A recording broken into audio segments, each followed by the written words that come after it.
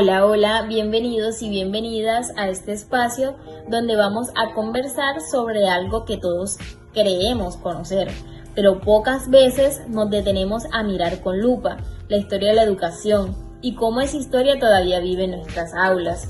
Hoy no vengo a darte una clase magistral ni una lista interminable de fechas, vengo a invitarte a un viaje que nos llevará de las raíces coloniales a nuestros sistemas educativos, a las teorías críticas que inspiran resistencia y a las preguntas incómodas que necesitamos hacernos para avanzar hacia una educación inclusiva.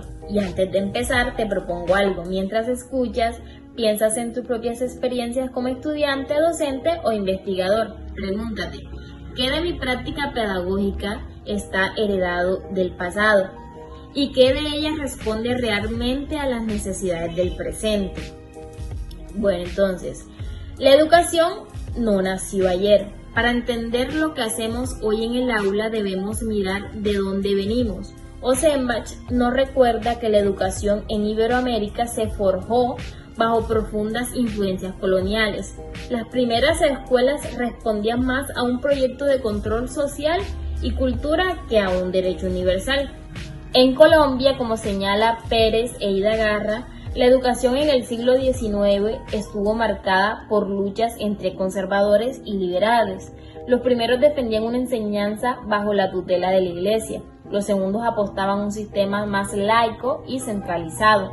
Esta tensión definió currículos, metodologías e incluso quién podía o no entrar a la escuela.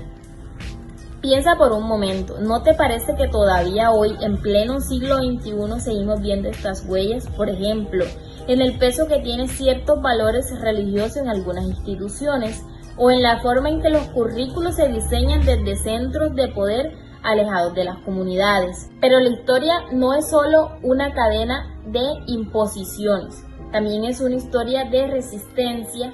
A mediados del siglo XX, la escuela de Frankfurt planteó una mirada radical distinta, la teoría crítica.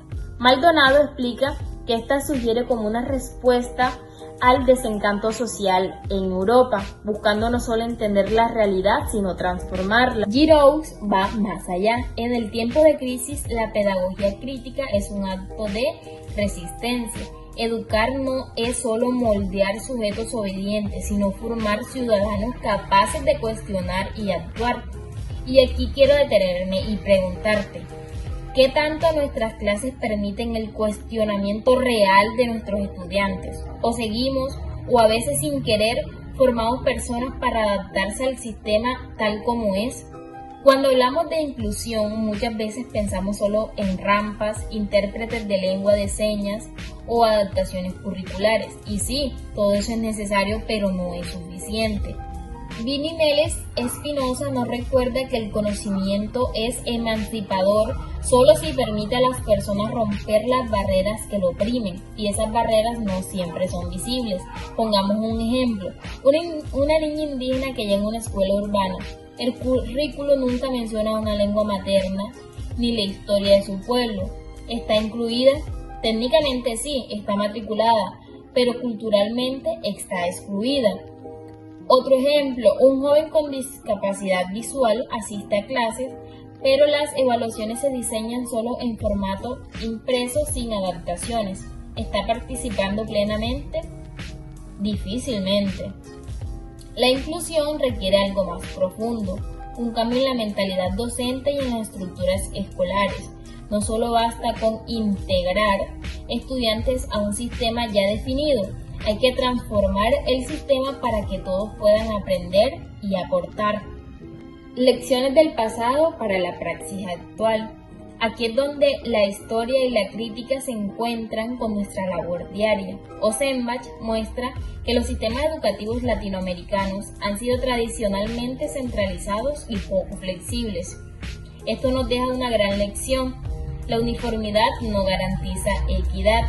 Si queremos una educación inclusiva hoy, debemos romper con esa lógica heredada y diseñar propuestas que respondan a la diversidad real de nuestras comunidades. Araya señala que la teoría crítica aplicada en la investigación educativa nos ayuda a analizar las estructuras de poder que determinan lo que se enseña, cómo se enseña y quién lo enseña. Esto significa que como docentes no somos simples ejecutadores de un plan de estudio, somos actores que podemos cuestionar y adaptarlo. Estrategias concretas para un cambio real. ¿Qué podemos hacer desde nuestra práctica? Escuchar a los estudiantes, no como receptores pasivos, sino como un co-creador del aprendizaje. Flexibilizar metodologías. Incluir aprendizaje basado en proyectos, experiencias comunitarias, evaluación formativa. Formar continuamente, no solo en nuestras áreas disciplinares, sino en pedagogía inclusiva y crítica. Como dice Sirox, el docente crítico no solo enseña, inspira a los estudiantes a imaginar y construir un mundo distinto. A lo largo de la historia, la educación no ha sido neutral. Como señala García, la Escuela de Frankfurt ya advertía que las instituciones educativas se reflejan y a veces reproducen las estructuras de poder de la sociedad. En América Latina, Ossenbach expone que la construcción de los sistemas educativos estuvo ligada a proyectos políticos que buscaban moldear ciudadanos acorde a los intereses de quien gobernaban.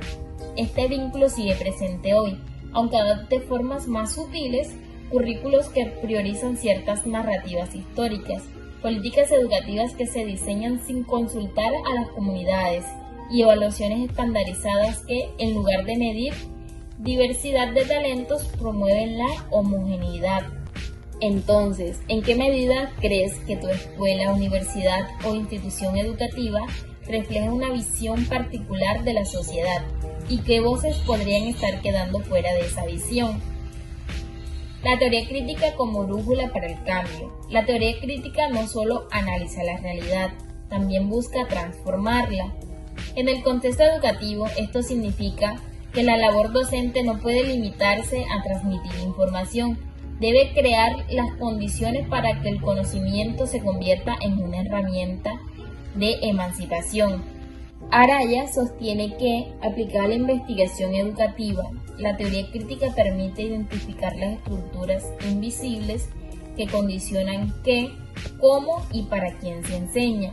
Esto implica que el docente es también un investigador de su propia práctica, capaz de leer el contexto y adaptar las estrategias para que cada estudiante encuentre sentido en lo que aprende. Pensemos, por ejemplo, una escuela que trabaja con comunidades rurales. Una mirada crítica podría cuestionar por qué los contenidos están diseñados para entornos urbanos y buscar maneras de incluir saberes campesinos, prácticas agrícolas sostenibles y la historia local como parte de un currículo oficial. Inclusión. El discurso a la acción transformadora. Muchos sistemas educativos han incorporado el discurso de la inclusión, pero advierte López, el reto real es pasar de la teoría a la práctica. Esto requiere revisar de forma muy profunda las políticas institucionales, la formación docente y la cultura escolar.